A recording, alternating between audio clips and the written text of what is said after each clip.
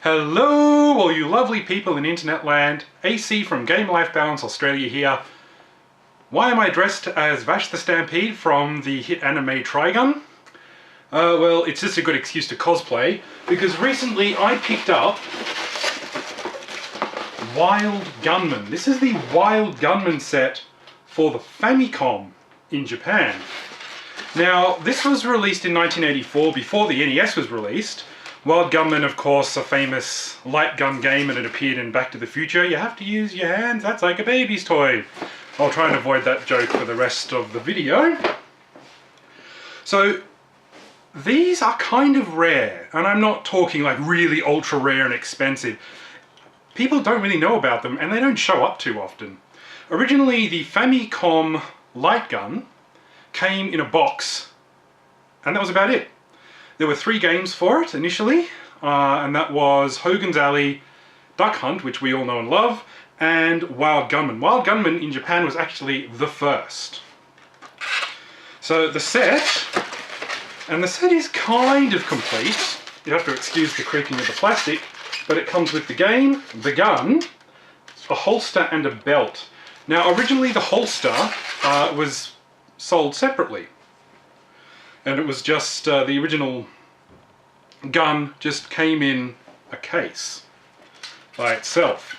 I have no idea what the holster box looked like, but interestingly, the holster has its own HVC number. That's a product code. So the Famicom, original Famicom was HVC001. HVC standing for Home Video Computer. This is HVC006, so quite early on, and that is the holster right there. It's kind of cool because it actually says Nintendo on it. I'm not sure if you can see that since everything's black. So of course, if this is 6, this is HVC005. This just looks like an Old West revolver 6-shooter. I'm not sure if it's based off any particular gun model. I don't really know anything about guns. Australians don't really have guns. We don't really need them.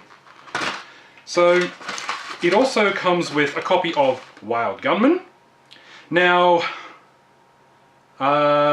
this usually comes in a box, in here, in the box, but this was not quite complete. It didn't come with the instructions and didn't come with the original boxed copy of this.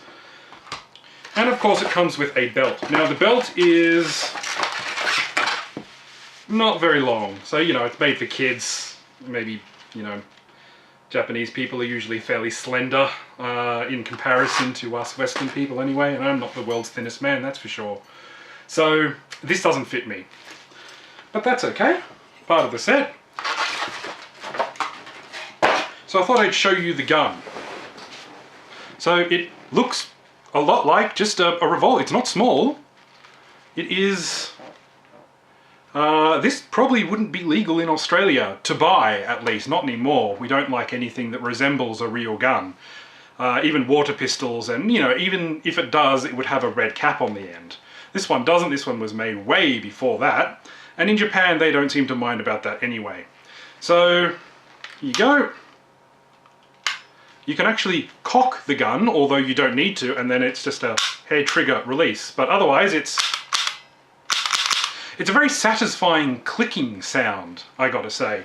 So, Wild Gunman is kind of funny, because when it came out in Australia, and in the rest of the world on the NES, there was just the zapper. There was no holster. So, all you needed to do was aim at the screen, and when they said fire, fire. So it was actually a very easy game. Even game B, which was 2 people, was just bang bang. So the challenge of this game originally actually came from having your gun holstered, like that, waiting until they said draw, and then firing, and sometimes twice if it's game B. Now game C, the gallery shooter, you don't need to have it holstered for that. That's just it's where it's like a saloon where people just keep popping in and out and you just gotta keep shooting them. So, look, it's kind of comparable in size to the zapper. It fits in my hand almost quite nicely. Just that little finger is just not, the gun's not quite big enough. Or rather the handle is. The rest of the gun just looks, you know, like a a normal size gun, I suppose. So there we go, in the holster. So I'm going to do a demonstration for you now. This is going to be one of those weird things because I'm going to have to point the camera at the television. It's going to get a little bit it's going to look a bit strange because I'm not going to record directly off because you need to see me as well. So let's give it a go. Okay, I've got my holster on, I've got the gun, game's in, let's go.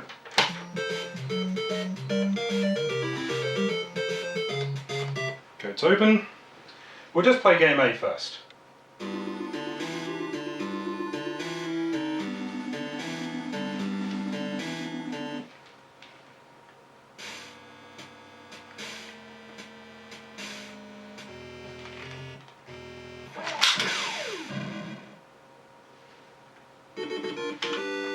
Love that sound.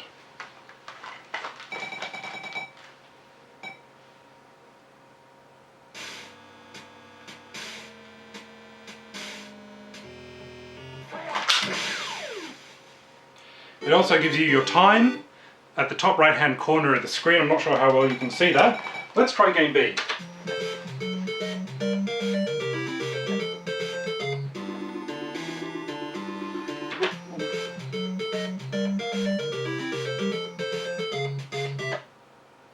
Two outlaws, okay?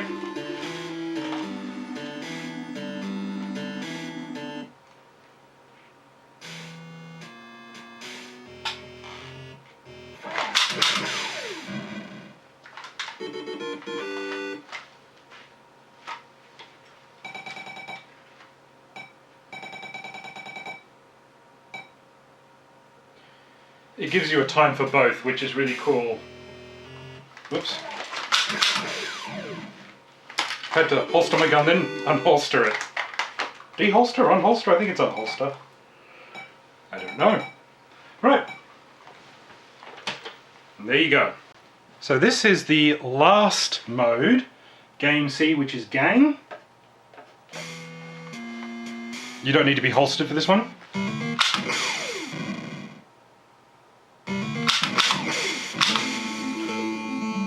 You need to be a little bit more accurate than the other games with this.